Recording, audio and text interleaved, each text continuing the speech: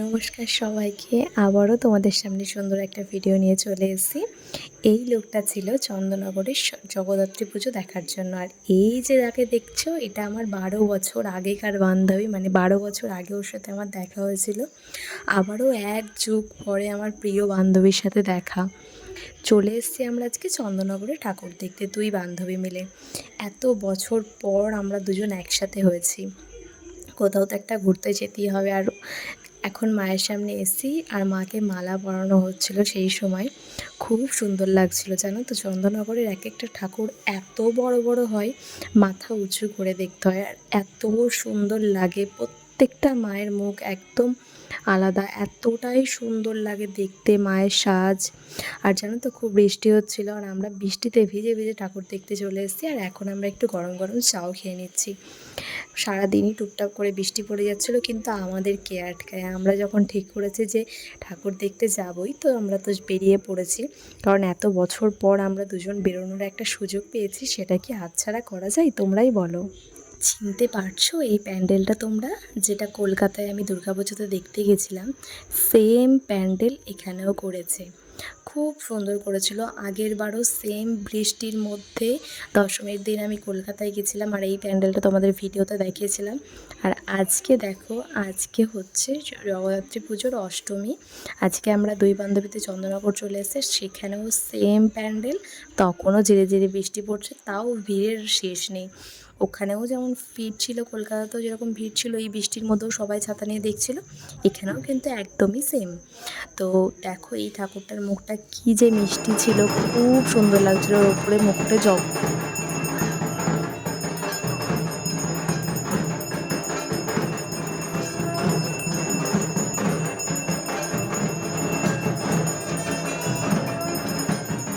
চলো তোমাদের রানীমাকে দেখাই চন্দননগরের।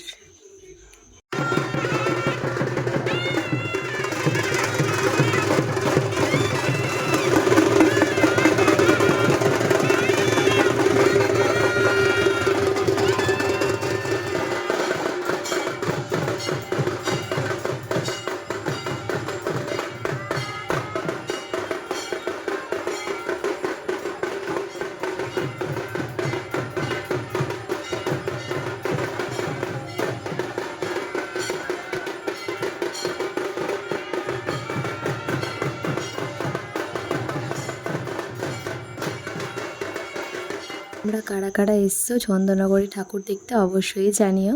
তো দেখলাম অনেকেই এসছো, আমার চেনা পরিচিত। ভীষণ সুন্দর প্যান্ডেল হয়। আর এবার চলো হেলাপুকুর, যেখানে মাকে হীরের সাজে সাজানো হয়েছিল, আর মায়ের দিক থেকে চোখ সরানো যাচ্ছিল না, এতটাই সুন্দর লাগছিল এই হেলাপুকুরের ঠাকুরটাকে। ভীষণ সুন্দর লাগছিল মাকে এই হীরের সাজে, আর নীল রঙের একটা শাড়ি পরেছিল মা, ভীষণ সুন্দর লাগছিল। তো এখানে আমরা দুই বান্ধবী কত গল্প, কত বছরের জমানো কথা, এত দিন পর আমাদের দেখা। ওর সাথে আমার একটা বিয়েবাড়িতে গিয়ে আলাপ হয়েছিল। তারপর ওর সাথে আমার বন্ধুত্ব, এত বছর পর ওর বিয়ে হয়ে গেছে, মেয়ে হয়ে গেছে, তারপর এত বছর পর আবারও আমাদের দেখা। আর এই ঠাকুরটার শোলার কাজটা দেখো, এত সুন্দর কাজগুলো করেছে শোলার কাজগুলো, মানে জাস্ট দেখার মতো। ডাকের সাজগুলো, চন্দননগরে জগদ্ধাত্রী হয়তো এর জন্যেই বিখ্যাত, ডাকের সাজের জন্য। অপূর্ব দেখতে, কোনটা ছেড়ে কোনটা তোমাদেরকে বলবো বলো। এত সুন্দর সুন্দর ঠাকুর, চন্দননগরে না গেলে তোমরা বুঝতেই পারবে না যে এত সুন্দর ঠাকুর।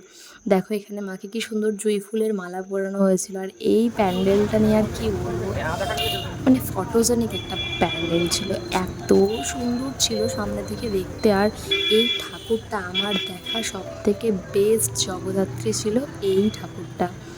এত সুন্দর প্যান্ডেলটা যেমন হয়েছিল, তোমরা একবার ঠাকুরটা দেখে নাও এক ঝলক। কেমন লাগছে বলেছিলাম তো, ভীষণ সুন্দর, ভীষণ মিষ্টি। তো আমার দেখা এবছরের সব থেকে সেরা জগদ্ধাত্রী ছিল এই ঠাকুরটা। আমার মানে চোখ সরাতে পারছিলাম না, আমার এত ভালো লাগছিলো। আমি প্রায় 10 মিনিট ধরে এখানে দাঁড়িয়েছিলাম মায়ের দিকে তাকিয়ে, যে মাকে এত অপূর্ব লাগছিল। চলো, এরপর এই প্যান্ডেলটা দেখার আমার ভীষণ ইচ্ছে ছিল। এটা একটা থিমের প্যান্ডেল, ভেবেই রেখেছিলাম এটাতে যাব। চলো আমার সাথে তোমরাও দেখে নাও কেমন লাগছে, অবশ্যই জানিও এই প্যান্ডেলটা।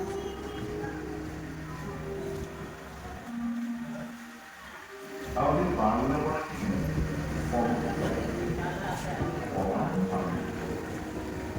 অপরম স্নেহ করতেন আমাকে। সাদা পাঞ্জাবি জড়ার স্বল্পে বলতেন, বাধা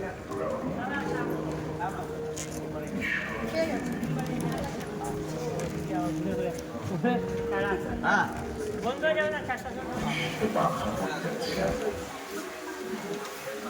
এই মরণ সমুদ্রে